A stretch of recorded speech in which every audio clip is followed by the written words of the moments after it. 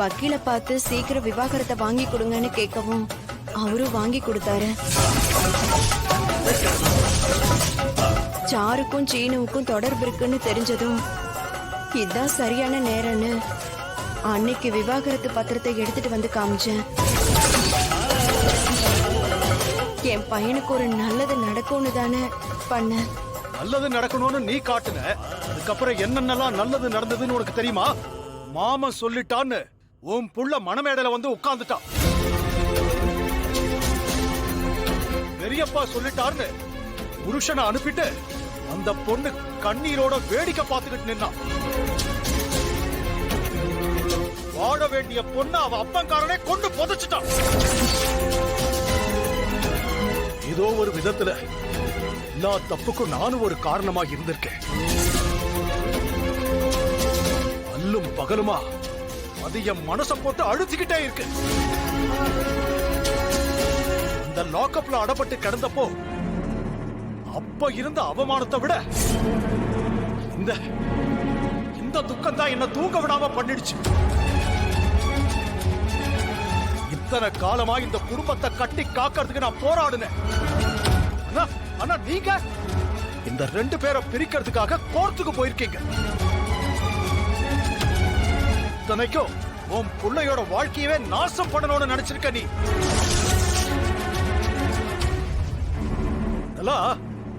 என் தங்கச்சின்னு சொல்றதுக்கே எனக்கு அவமானமா இருக்கு. அண்ணே, மாயா சீனுவுக்கு ஏத்த பொண்ணு இல்லன்னு. அவன் வாழ்க்கை நல்லா இருக்கணும்னு தான் இப்படி பண்ண. மாயா தனக்கு பொருத்தம் இல்லைன்னு சீனு உன்கிட்ட சொன்னானா?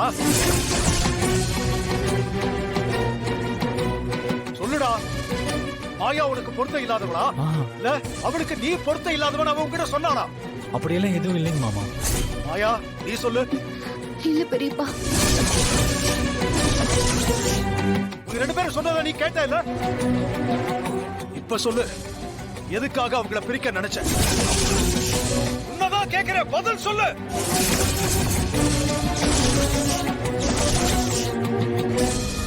ரகு, இதெல்லாம் நீ அப்புறமா கேட்டுக்கலாம்ப்பா.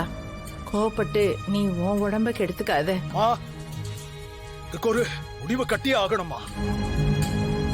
இந்த மாதிரி ஒரு சம்பவம் வீட்டுல நடக்கவே கூடாது. சொல்லு.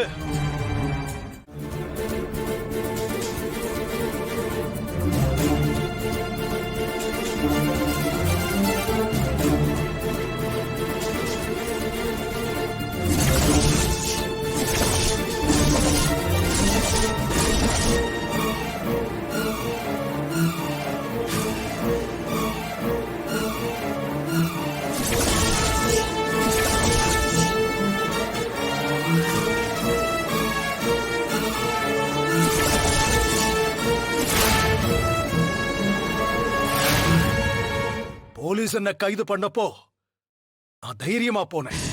ஏன்னா சாருவோட சாவுக்கு நான் காரணம் இல்லைன்னு என் மனசாட்சிக்கு தெரியும்.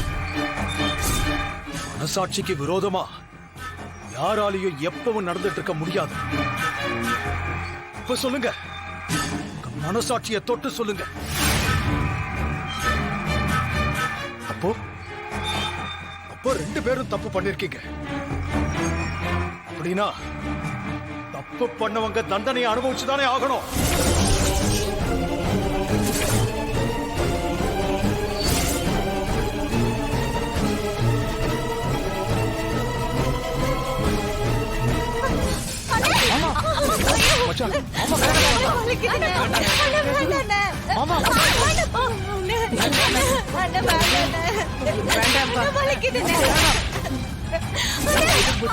அப்படி பண்ணிட்டு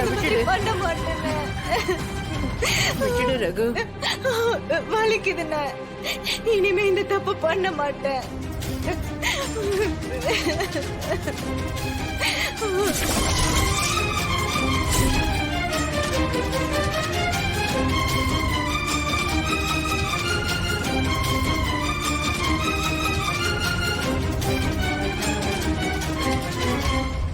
தப்பு செய்யறத விட தப்புக்கு துணை போறது அதை விட பெரிய தப்பு. அப்போ உனக்கும் தண்டனை கிடைச்சுதானே ஆகணும். ஏங்க ரகு வேண்டாங்க.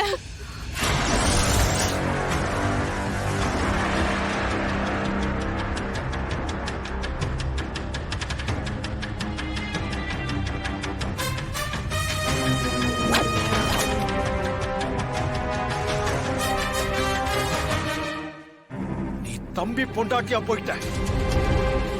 மேலாவது இந்த குடும்பத்தை கட்டி காக்கணும்னு நினைக்க பாரு.